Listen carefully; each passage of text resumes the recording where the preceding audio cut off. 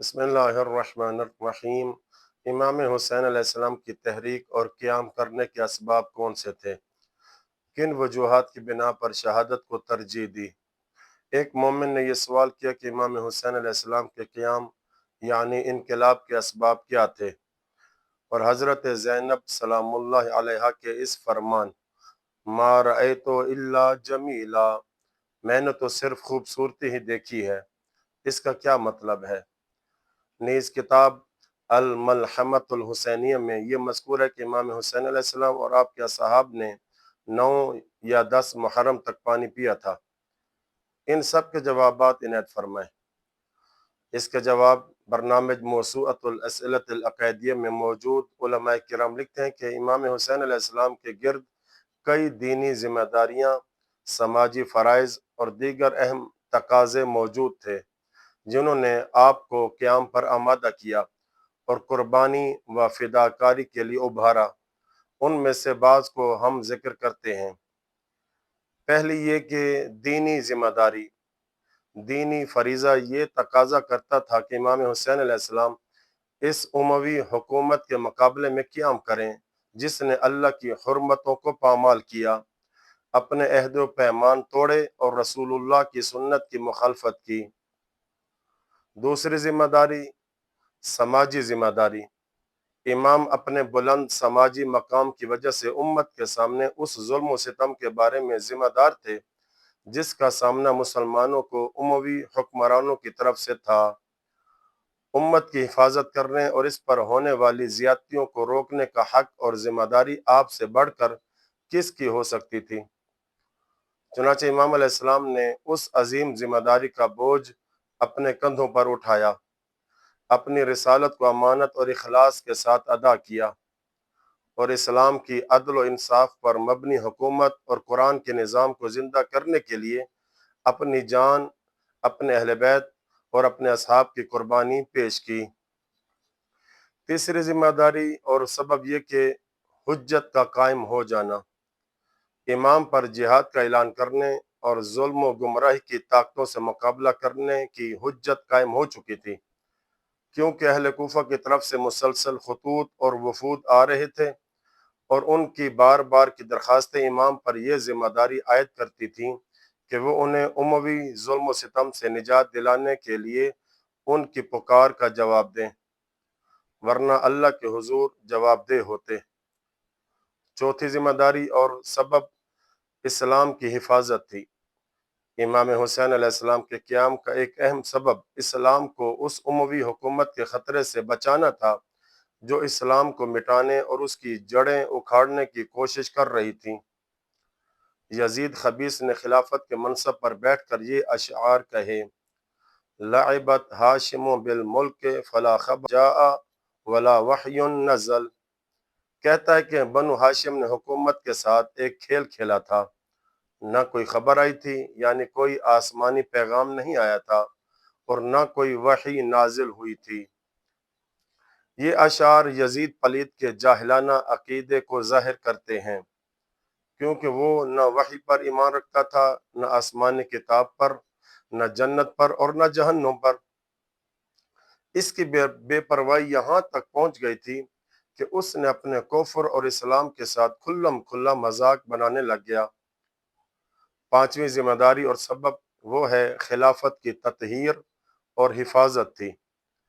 इमाम हुसैन अलैहिस्सलाम के क़याम के अहम असबाब में से एक ये थी कि इस्लामी खिलाफत जो अल्लाह की तरफ से अहले बैत अलैहिस्सलाम का हक थी, को उन उमवी हुक्मरानों की आलूदगी से पाक किया जाए, जिन्होंने नाहक इस पर कब्जा जमा लिया था।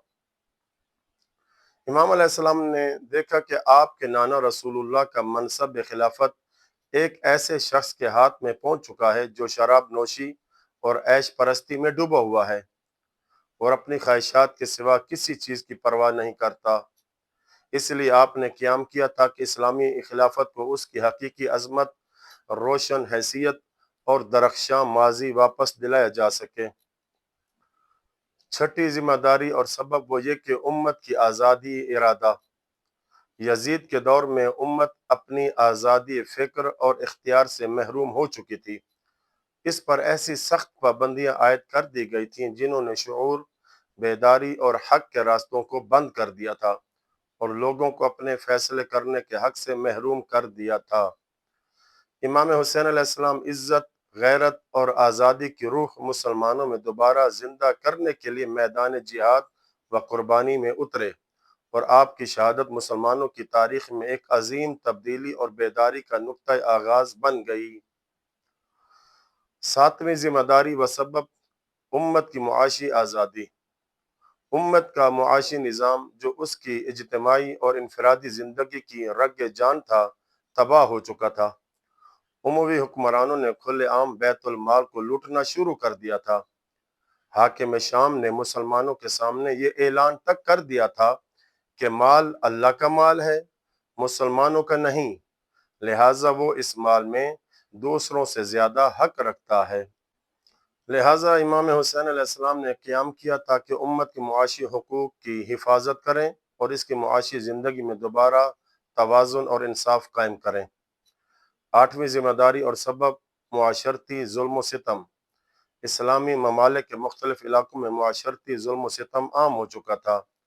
کوئی خطہ ایسا باقی نہیں رہا تھا جو ان کے ظلم و جبر اور زیادتیوں سے بھرا ہوا نہ ہو۔ لہٰذا امام حسین علیہ السلام میدان جہاد میں اٹھ کھڑے ہوئے تاکہ مسلمانوں کے لیے عزت و کرامت کے دروازے کھول دیں اور ان کے سروں پر چھائے ہوئے اس تاریک اور خوفناک ظلم کے بوجھ کو توڑ دیں۔ نویں ذمہ داری یہ کہ شیعوں پر شدید مظالم۔ اموی حکومت نے شیعوں کے خلاف جو سخت اور ظالمانہ اقدامات اختیار کیے تھے وہ بھی امام حسین علیہ السلام کے قیام کے اسباب میں سے تھے۔ چنانچہ آپ ان کی دردناک حالت سے نجات دلانے اور انہیں ظلم و جور سے بچانے کے لیے اٹھ کھڑے ہوئے۔ 10ویں ذمہ داری اور سبب یہ کہ اہل بیت کے ذکر کو مٹانے کی کوشش۔ امام حسین علیہ السلام کے قیام کے نمایاں ترین اسباب میں سے ایک یہ تھا کہ اموی حکومت اہل بیت علیہ السلام کے ذکر کو مٹانے، ان کے فضائل و مناقب کو ختم کرنے اور ان کی یادگاروں کو جڑ سے اکھاڑنے کی بھرپور کوشش کر رہی تھی۔ حاکم شام نے اس مقصد کے لیے نہایت گھناؤنے اور خبیث طریقے اختیار کیے تھے۔ امام حسین علیہ السلام یہ پسند کرتے تھے کہ اس سے پہلے کہ انہیں موت آ لے، لیکن وہ اپنے والد گرامی حضرت علی علیہ السلام کو ممبروں اور آذان گاہوں پر برا بھلا کہتے ہوئے نہ سنیں۔ 11ویں ذمہ داری اور سبب یہ کہ اسلامی اقدار کی تباہی۔ اموی حکمرانوں نے اسلامی اقدار کو تباہ کرنے کا راستہ اختیار کر لیا تھا، یہاں تک کہ اسلامی معاشرے کی عملی زندگی میں ان اقدار کا کوئی نمایاں اثر باقی نہ رہا تھا۔ 12ویں ذمہ داری اور سبب یہ کہ معاشرے کا زوال۔ اموی دور میں معاشرہ اخلاقی اور دینی اعتبار سے زوال پذیر ہو چکا تھا اور اسلامی اقدار سے بڑی حد تک خالی ہو گیا تھا۔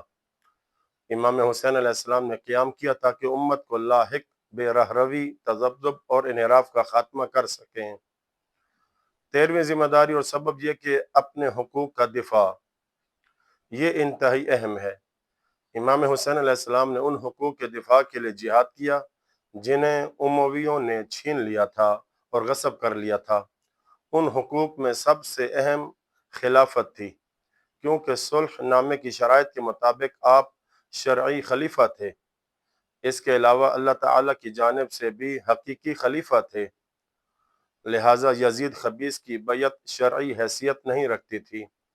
اس بنا پر امام حسین علیہ السلام کسی مسلمان امام کے خلاف خروج کرنے والے نہ تھے، جیسا کہ بعض اموی رجحان رکھنے والے لوگ کہتے ہیں، بلکہ آپ ایک ایسے ظالم شخص کے خلاف اٹھے تھے جس نے آپ کا حق غصب کر رکھا تھا۔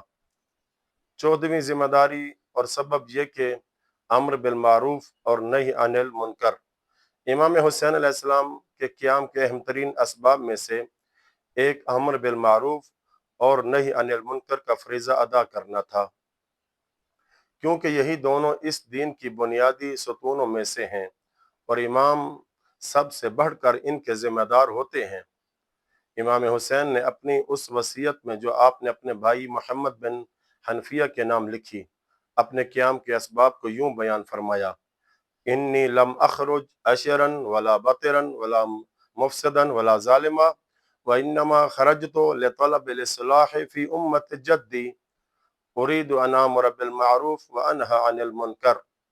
میں نہ سرکشی کے لیے نکلا ہوں، نہ تکبر کے لیے، نہ ظلم کرنے کے لیے، نہ فساد پھیلانے کے لیے نکلا ہوں، بلکہ میں اپنے نانا کی امت کی اصلاح کے لیے نکلا ہوں۔ میں چاہتا ہوں کہ نیکی کا حکم دوں اور برائی سے روکوں۔ 15ویں ذمہ داری اور سبب بدعات کا خاتمہ۔ اموی حکومت نے مسلمانوں کے درمیان مختلف بدعات کو عام کیا، جن کا مقصد اسلام کو مٹانا اور اسے شکست سے دوچار کرنا تھا۔ امام حسین علیہ السلام نے اپنے اس خط میں جو اہل بصرہ کو بھیجا تھا، اسی حقیقت کی طرف اشارہ کرتے ہوئے فرمایا، بے شک سنت کو مردہ کر دیا گیا ہے اور بدعت کو زندہ کر دیا گیا ہے۔ فَإِنَّ السُّنَّةَ قَدْ أُمِیتَتْ وَالْبِدْعَةَ قَدْ أُحْیِیَتْ۔ چنانچہ امام حسین علیہ السلام نے قیام کیا تاکہ امویوں کی اختیار کردہ جاہلانہ بدعات کا خاتمہ کریں، اپنے نانا رسول اللہ کی سنت کو دوبارہ زندہ کریں اور اسلام کا پرچم بلند کریں۔ 16ویں ذمہ داری یہ کہ نبوی عہد و ذمہ داری۔ رسول اللہ صلی اللہ علیہ وسلم نے غیب کے پردے کے پیچھے سے ان عظیم خطرات کو جان لیا تھا جو امویوں کے ہاتھوں اسلام کو لاحق ہونے والے تھے۔ آپ جانتے تھے کہ اسلام کے پیغام کی تجدید اور اس کے اصولوں کو ہمیشہ کے لیے زندہ رکھنے کا راستہ امام حسین علیہ السلام کی عظیم قربانی سے ہو کر گزرتا ہے۔ لہٰذا آپ نے امام حسین علیہ السلام کو اس عظیم فداکاری کی ذمہ داری سونپی تھی۔ اسی بات کی طرف امام حسین علیہ السلام نے اس وقت اشارہ فرمایا جب بعض خیر خواہوں نے آپ کو عراق جانے سے روکنا چاہا، تو آپ نے فرمایا، امرنی رسول اللہ بامر وانا ماض الیہ۔ رسول اللہ نے مجھے ایک کام کا حکم دیا ہے اور میں اسی کی طرف بڑھ رہا ہوں۔ 17ویں ذمہ داری اور سبب یہ کہ عزت و کرامت۔ امام حسین علیہ السلام کے قیام کا ایک مضبوط سبب عزت اور کرامت کا تحفظ بھی تھا۔ اموی حکمران آپ کو ذلت اور غلامی قبول کرنے پر مجبور کرنا چاہتے تھے، لیکن آپ نے عزت کے ساتھ جینا اور عزت کے ساتھ مرنا پسند کیا۔ چنانچہ روز عاشور آپ نے فرمایا، الا وان الدعی ابن الدعی قد رکز بین اثنتین بین السلۃ والذلہ وہیہات من الذلہ۔ آگاہ ہو جاؤ، اس بد اصل کے بیٹے، بد اصل یعنی اے لوگو سن لو، یہ جھوٹے نسب والا اور جھوٹے نسب والے کا بیٹا، اس نے مجھے دو راستوں کے درمیان لا کھڑا کیا ہے، تلوار یا ذلت، اور ذلت ہم سے دور ہے۔ اللہ، اس کا رسول، پاکیزہ نفوس، غیرت مند دل اور عزت والے لوگ اس بات کو قبول نہیں کرتے کہ ہم شریف لوگوں کی شہادت پر ذلیل لوگوں کی اطاعت کو ترجیح دیں۔ 18ویں ذمہ داری یہ کہ امویوں کی غداری اور خون ریزی۔ امام حسین علیہ السلام کو یقین ہو چکا تھا کہ اموی آپ کو کسی صورت نہیں چھوڑیں گے اور ان کے ہاتھ غداری اور قتل سے باز نہیں آئیں گے، چاہے آپ ان سے صلح کر لیں یا ان کی بیعت بھی کر لیں۔ آپ نے اپنے بھائی محمد بن حنفیہ سے فرمایا، لو دخلت فی حجر حامۃ من هذه الحوام لاستخرجونی حتی یقتلونی۔ اگر میں زمین کے کسی جانور کے بل میں بھی داخل ہو جاؤں تو یہ لوگ مجھے وہاں سے نکال لیں گے، یہاں تک کہ مجھے قتل کر دیں گے۔ لہٰذا امام حسین علیہ السلام نے جنگ کا اعلان کرنا اور باعزت موت کو اختیار کرنا بہتر سمجھا، ایسی موت جو ان کے تخت و تاج کو ہلا دے اور ان کے جبر و استبداد کا خاتمہ کر دے۔ تو یہ تھے چند اسباب جنہوں نے امام حسین علیہ السلام کو یزید پلید کی حکومت کے خلاف قیام پر آمادہ کیا۔ باقی رہا حضرت زینب سلام اللہ علیہا کا یہ فرمان، ما رأیت الا جمیلا کا مفہوم، کہ میں نے سوائے خوبصورتی کے کچھ نہیں دیکھا۔ تو یہ اللہ کی مشیت پر آپ کی کامل رضا، قضاء و قدر پر ایمان، اللہ پر مکمل بھروسے اور توکل کی دلیل ہے۔ یعنی جو کچھ پیش آیا وہ اللہ کی راہ میں تھا، اس کا نتیجہ خیر تھا، اور حقیقت میں وہ سب حسین اور اسلام کی قربانی کے ذریعے دین کی بقا اور حفاظت کا سبب بنا۔